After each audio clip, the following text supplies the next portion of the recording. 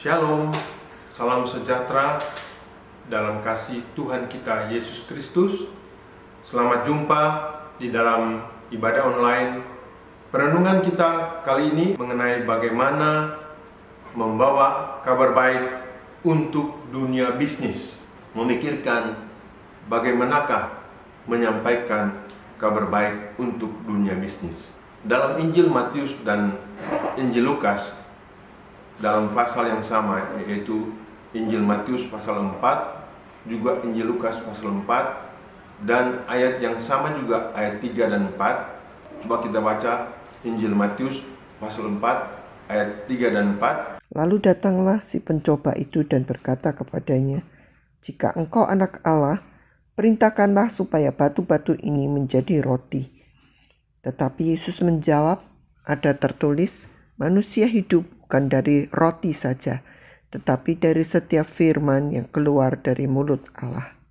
Juga Injil Lukas pasal 4 ayat 3 dan 4. Lukas 4 ayat 3-4. Lalu berkatalah iblis kepadanya, "Jika engkau anak Allah, suruhlah batu ini menjadi roti." Jawab Yesus kepadanya, "Ada tertulis, manusia hidup bukan dari roti saja." Di sana dicatat bagaimana cobaan yang pertama terhadap anak manusia yang merupakan dasar pemikiran kita mengenai kabar baik untuk dunia bisnis. Menghadapi ujian atau cobaan pertama itu, Tuhan Yesus menang telak. Dalam perenungan ini, kita memikirkan bahwa sebagai murid-murid Kristus, sebagai anggota-anggota gereja yang berada di dalam dunia tetapi bukan berasal dari dunia, pasti menghadapi ujian-ujian semacam ini. Nah, apakah anggota gereja atau murid-murid Kristus juga dapat memenangkan atau bagaimana memenangkan cobaan semacam ini? Tentu ujian atau cobaan-cobaan lain akan juga datang, tetapi memang cobaan atau ujian yang pertama ini memiliki kekhususan sehingga perlu dipikirkan dan dicermati. Sebagaimana kita telah ketahui bahwa perintah atau amanat agung memerintahkan kita untuk pergi, masukilah setiap dunia dan segala dunia. Dengan demikian, dunia bisnis sebagai suatu dunia, suatu kosmos yang tidak dikecualikan dalam perintah amanat agung itu, ke sana Injil juga harus diberitakan. Dunia bisnis harus dimasuki, dan dari dalam dunia bisnis ini kabar baik tersebut akan disampaikan atau dijatuhkan, diberitakan di sana. Yang manakah yang dimaksud dengan dunia bisnis tersebut? Saudara, dunia bisnis adalah seluruh kancah, seluruh medan usaha mencari keuntungan. Mulai dari yang ukurannya kecil-kecilan, yang kita kenal dengan nama usaha kecil atau usaha mikro, usaha menengah, sampai yang ukurannya raksasa, di mana jenis usahanya banyak, perputaran uang cukup besar, dan melibatkan atau mempekerjakan banyak orang, dan jangkauannya luas, baik produksinya maupun distribusinya, mencakup suatu provinsi, satu pulau, antar pulau, bahkan antar negara. Dalam ungkapan sederhana, dunia bisnis ini adalah yang sering disebut sebagai usaha mencari makan, sampai perusahaan-perusahaan yang menopang kehidupan ekonomi suatu bangsa atau suatu masyarakat. Lebih jauh, dunia bisnis ini dimulai dari pergaulan orang per orang, kenalan dan kenalan, keluarga-keluarga dalam usaha yang paling primitif, yaitu barter. Si A menukarkan berasnya dengan si B yang memiliki minyak atau minyak goreng.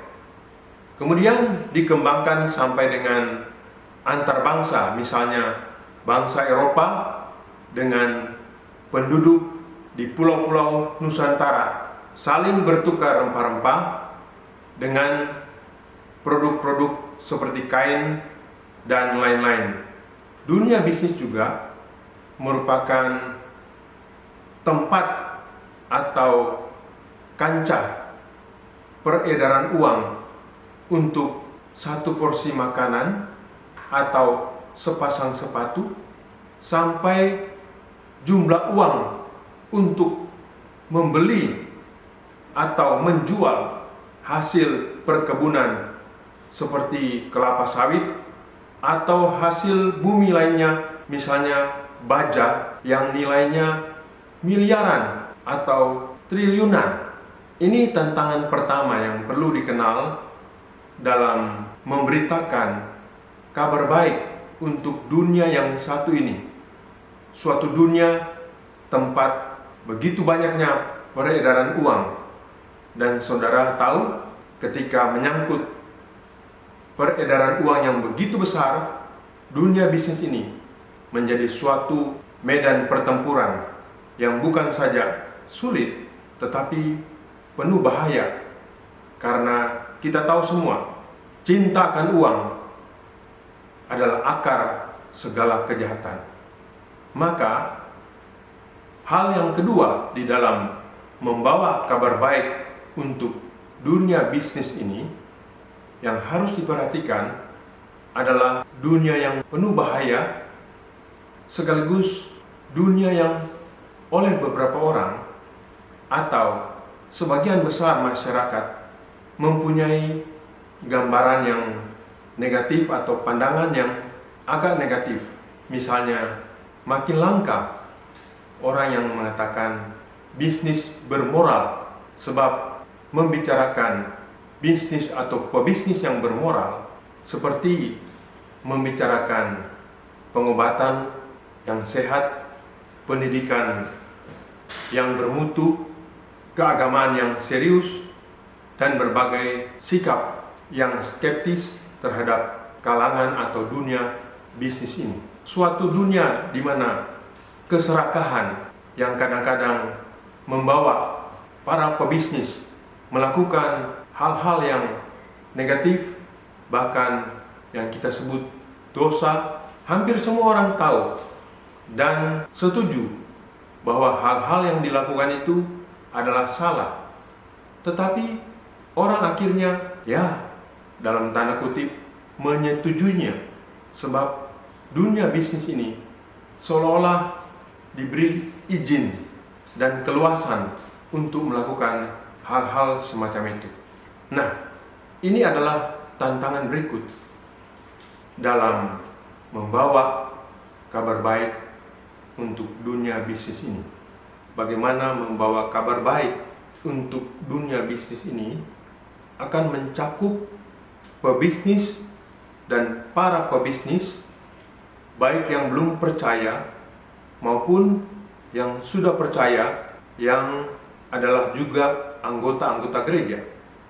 Maka ketika membawa Injil atau menginjili pebisnis, biasanya kita atau teman-teman kita hanya memikirkan orangnya, yaitu si pebisnis tersebut, terlepas dengan perannya dalam dunia bisnis tersebut.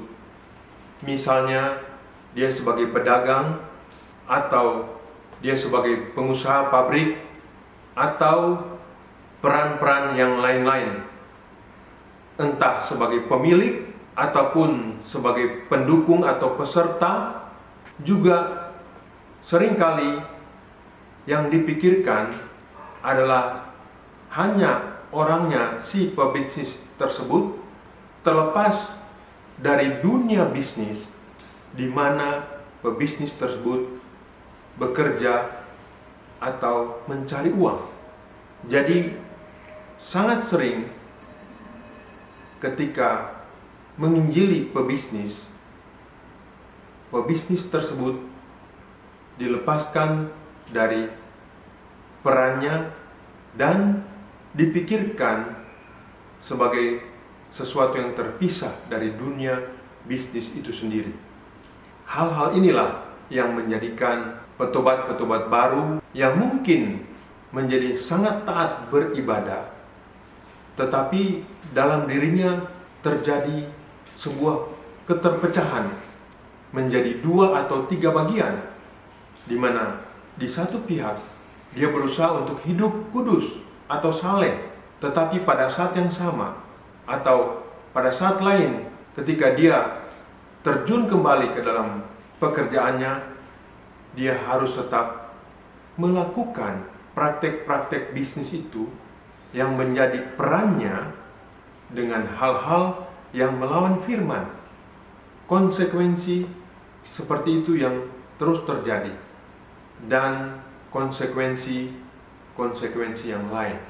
Kadang-kadang juga orang yang menjadi pebisnis atau pendukung dari suatu bisnis adalah orang-orang beriman, yaitu orang-orang terbaik dari gereja yang harus terjun di tengah-tengah kancah seperti itu bersama peran masing-masing mereka, entah sebagai juga pemilik bisnis atau orang-orang yang dipekerjakan di sana, baik manajer operasional, ahli-ahli pemasaran, sekumpulan ilmuwan, peneliti, atau orang-orang khusus di bidang hukum, sampai orang-orang yang bekerja sebagai kurir, sebagai petugas kebersihan, office boy, dan sebagainya. Jadi, kita melihat ketika kita memikirkan bagaimana membawakan kabar baik tersebut, juga akan menerangi bagaimana hubungan-hubungan kerja bagian per bagian tadi, sekaligus hubungan sosial para pribadi yang terlibat, soal hal-hal yang merupakan hak dan kewajiban, sampai sisi-sisi hukum, apa yang boleh dan tidak boleh mereka kerjakan, sampai juga kepada soal kesejahteraan, yaitu penggajian dan pengupahan. Semua hal itu harus menjadi pemikiran, termasuk perlindungan jiwa dan perlindungan kesehatan dari masing-masing jenjang pekerjaan di dalam dunia bisnis itu. Dalam memikirkan kabar baik bagi dunia bisnis itu, mencakup juga pemikiran mengenai kebijakan terhadap lingkungan, bagaimana usaha-usaha bisnis tersebut membuang sampah dan limbah sisa produksi, apakah mencemari lingkungan, menggundulkan hutan, membuat mati ikan-ikan di sungai yang dekat dengan pabrik atau usaha bisnis tersebut, dan sebagainya. Semua hal ini harus menjadi pemikiran dan menjadi cakupan kedalaman persoalan yang perlu dipikirkan bersama-sama.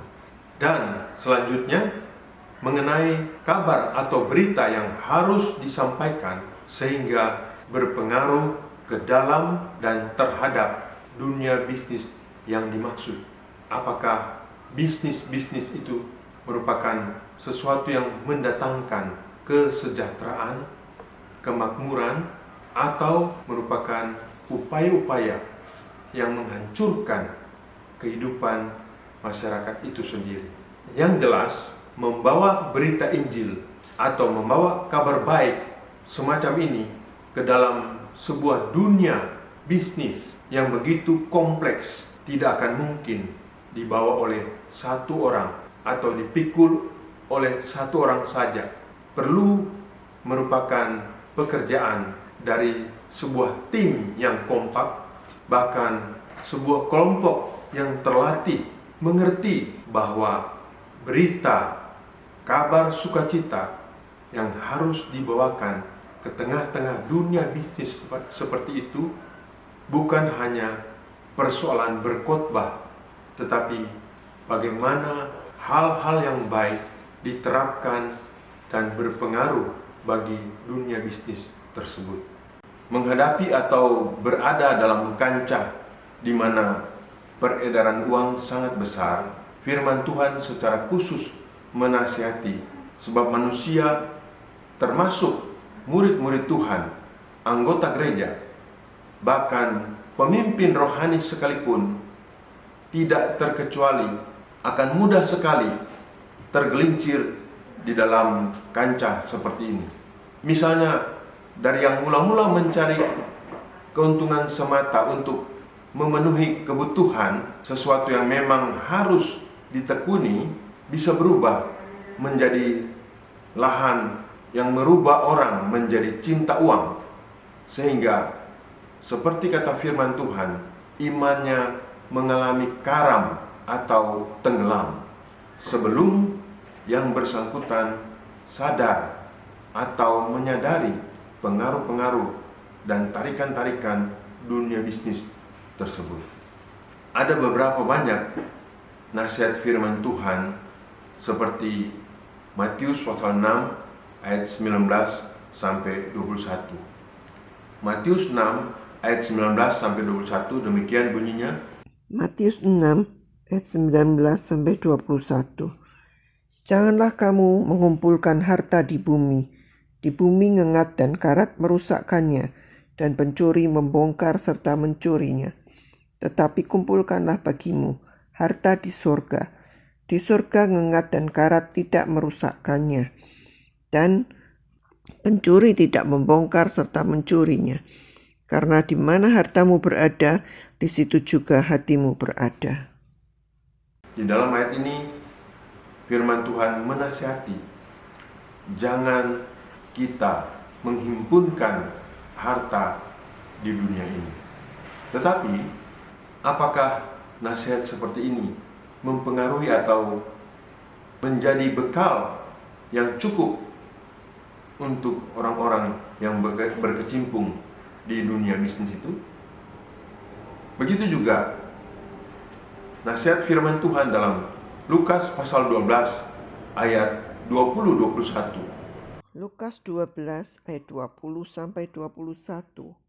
Tetapi firman Allah kepadanya, hai engkau orang bodoh, pada malam ini juga jiwamu akan diambil daripadamu, dan apa yang telah kau sediakan untuk siapakah itu nanti? Demikianlah jadinya dengan orang yang mengumpulkan harta bagi dirinya sendiri, jikalau ia tidak kaya di hadapan Allah. Sebuah nasihat yang sangat jelas bahwa hidup manusia bukan tergantung dari kelimpahan harta. Tetapi apakah nasihat-nasihat seperti ini berbicara cukup jelas di dalam pemikiran dan benak orang-orang yang sedang berjuang dalam dunia bisnis yang berat ini? Bahkan dalam ungkapan-ungkapan bijak seperti uang bukan segalanya, tetapi segalanya memerlukan uang. Nasihat bijak semacam ini seringkali menjadi sesuatu yang dipahami secara keliru, seolah-olah memandang uang itu sesuatu yang memang dikatakan tanda petik bukan segalanya. Tetapi fakta menyatakan bahwa hampir segala sesuatu memerlukan uang, lalu orang menyimpulkan dan secara tidak sadar mengambil kesimpulan bahwa uang tetap menjadi yang utama, menjadi mutlak, sehingga nasihat itu dipahami secara keliru. Justru makin orang memandang dan menganggap uang itu yang terutama. Ada lagi berbagai ungkapan yang benar dan semua orang mengakuinya, tetapi dalam pemikiran dan alam bawah sadar orang-orang yang sedang asik di dalam hiruk pikuknya dunia bisnis ini, nasihat-nasihat dan ungkapan-ungkapan bijak semacam itu seringkali tertimbun dengan berbagai filosofi, konsep-konsep, dan tarikan-tarikan dunia bisnis seperti yang berikut ini. Orang sering mengatakan, mumpung ada kesempatan, atau ini adalah peluang, bahkan peluang satu-satunya. Mereka juga sering berkata, kalau bukan sekarang, kapan lagi? Dan lain sebagainya. Membuat orang-orang yang sedang memburu uang itu makin tergila-gila dan melupakan segala sesuatu demi mengejar uang.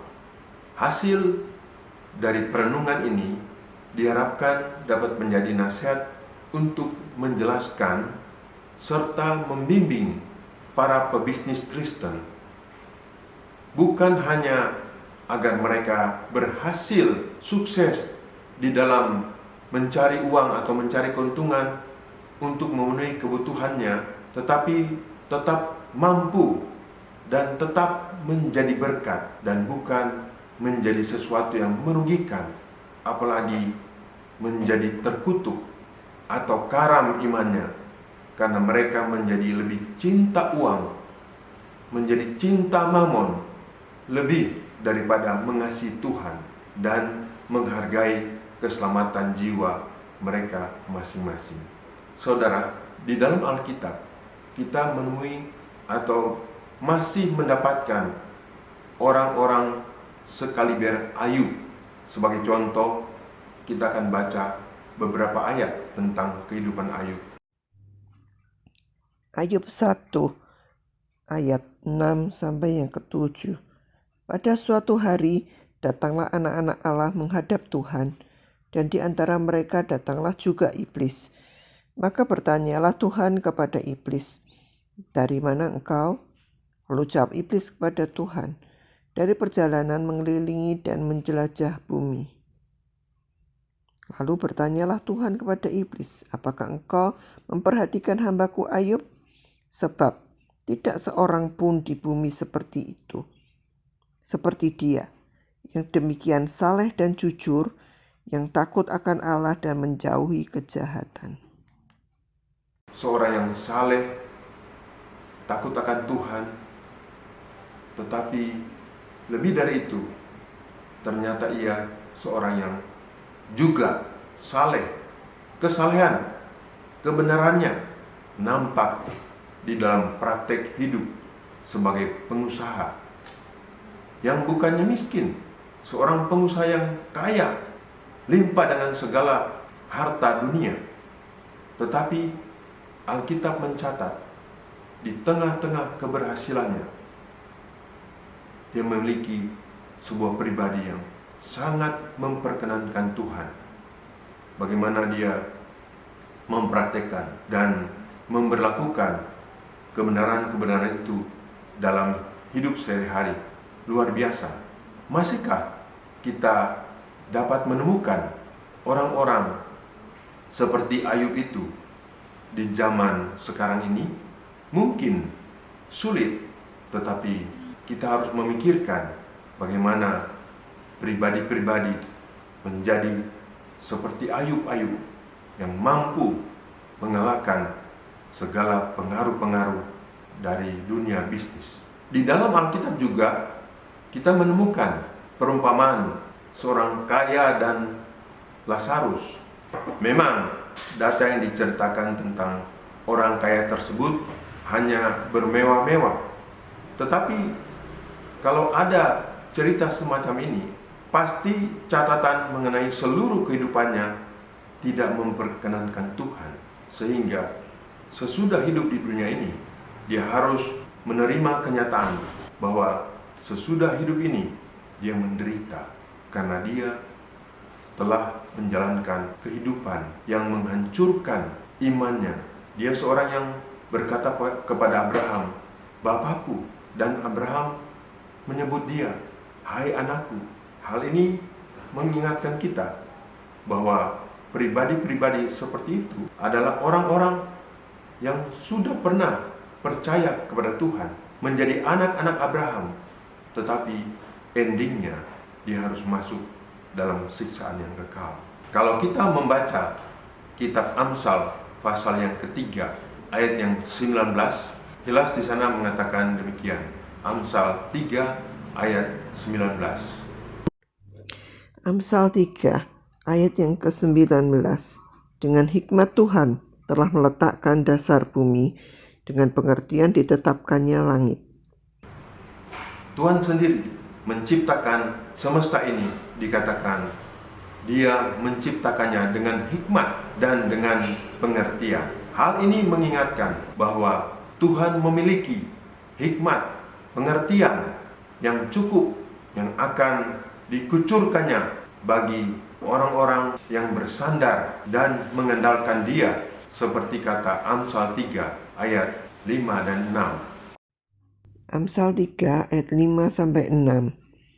Percayalah kepada Tuhan dengan segenap hatimu, dan janganlah bersandar kepada pengertianmu sendiri. Akuilah Dia dalam segala lakumu, maka Ia akan meluruskan jalanmu. Bahkan di dalam ayat yang ke-15 sampai 17, Amsal 3 ayat 15 sampai 17, Amsal 3 ayat 15 sampai yang ke-17. Ia lebih berharga daripada permata, apapun yang kau inginkan tidak dapat menyamainya. Umur panjang ada di tangan kanannya, di tangan kirinya kekayaan dan kehormatan. Jalannya adalah jalan penuh bahagia, segala jalannya sejahtera semata-mata.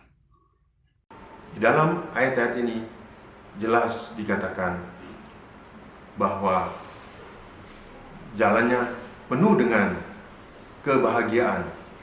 Jadi ada kabar baik yang luar biasa yang Tuhan akan curahkan dalam hati dan pikiran anggota-anggota gereja, orang-orang beriman yang berharap dan bersandar kepada Tuhan dan tidak mengutamakan hanya pikiran-pikiran manusia.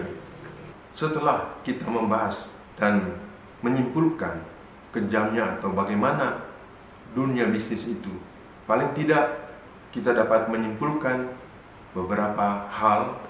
Yang pertama, gereja harus memikirkan, gereja harus menyediakan pembinaan terhadap pebisnis Kristen, anggota-anggota gereja yang berjuang di dalam kancah seperti ini.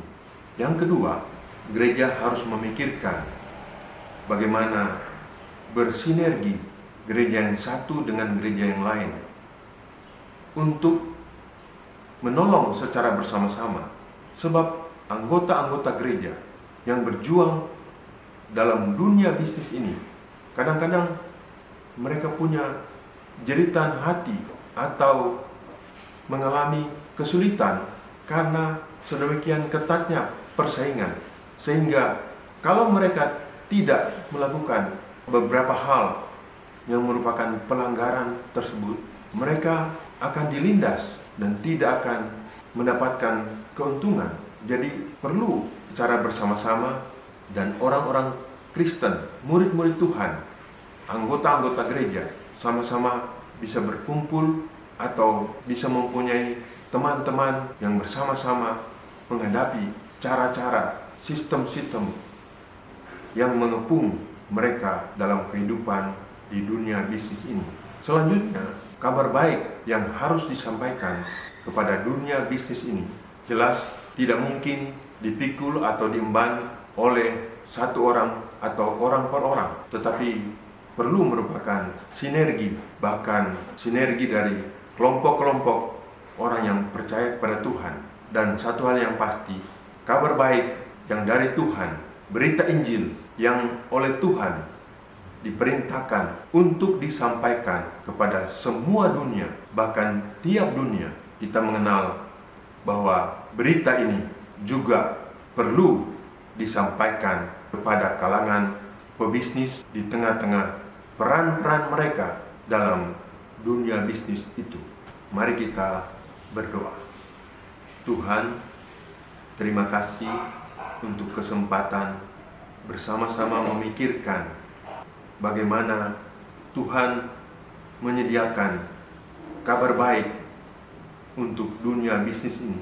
Sebab dalam kancah seperti inilah anak-anak-Mu juga hidup dan mencari nafkah setiap hari, dan khususnya di zaman yang makin ke akhir ini terasa begitu berat, dan dunia bisnis ini mencengkram dengan berbagai tipu muslihat, berbagai ancaman bahaya yang tidak mungkin akan dihadapi oleh kami-kami, orang-orang yang percaya kepadamu Tuhan, tetapi mengandalkan kekuatan-kekuatan yang lain.